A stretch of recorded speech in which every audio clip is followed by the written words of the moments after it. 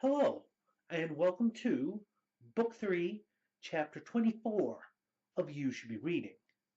This week, I'd like to talk to you about American Gods by Neil Gaiman.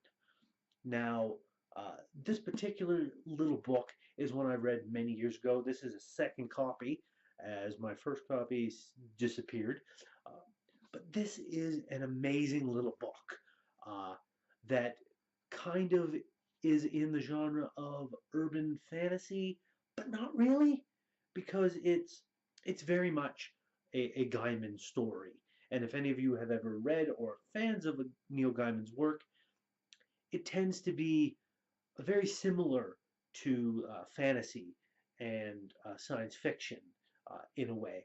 And then it also incorporates elements of old myths and legends, but at the same time, completely disregarding a lot of things or skirting other things and playing fast and loose with the rules because it's Neil Gaiman. It's what he does. Um, but this particular book is interesting. It's all about a young man by the name of Shadow, um, who's in prison, and he wants nothing more than to leave prison and go spend a quiet time with his wife, who's been waiting for him. Only to find out the day he gets released, he finds out his wife has been killed in an accident. So he ends up falling in with a bit of a bad crowd. A man going by the name of Mr. Wednesday um, hires him to follow him around and do certain less than legal tasks. And strange things start happening because he ends up running into some very strange characters that Mr. Wednesday knows. Um, his wife ends up coming back from the dead.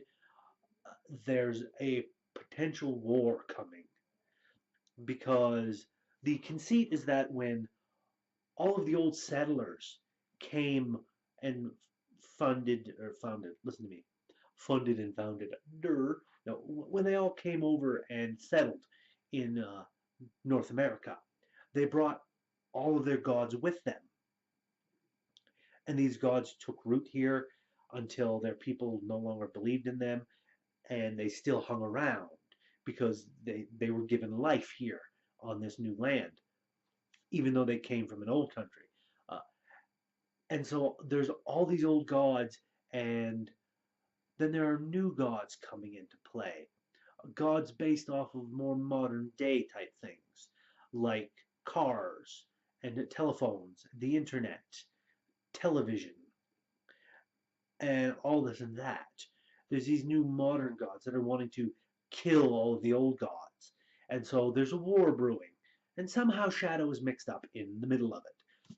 This book chronicles that journey all across the United States to all of these little places, these touristy type spots that are kind of weird and strange and esoteric in and of themselves. So it gets really interesting. I don't want to spoil uh, anything in it because if you haven't read American Gods, uh, you really should.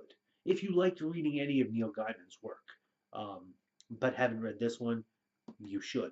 There's a sequel book out as well, Anansi Boys, which is sort of a sequel, but not really, because there's a character in here, Anansi, uh, based off of the spider of the old African mythos. And he's quite the character. The fact that there was a sequel all about his children, uh, it's it's interesting. I'm not going to get into that because I want to talk about this one.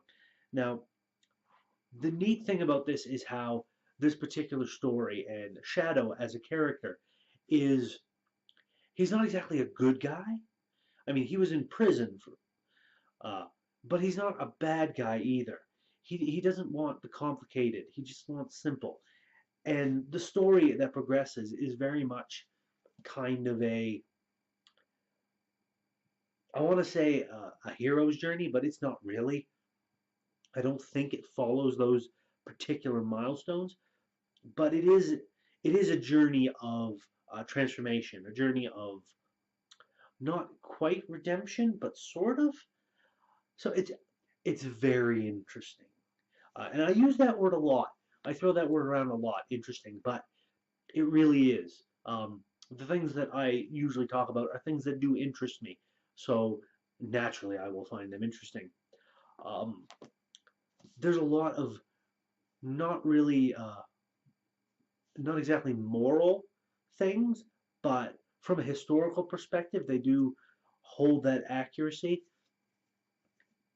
and it's kind of dark, kind of twisted, but that as a Gaiman book is something that is just the way it is.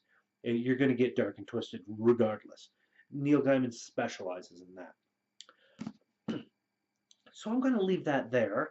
As always, my friends, if you like what I'm doing, please give that like button a tap.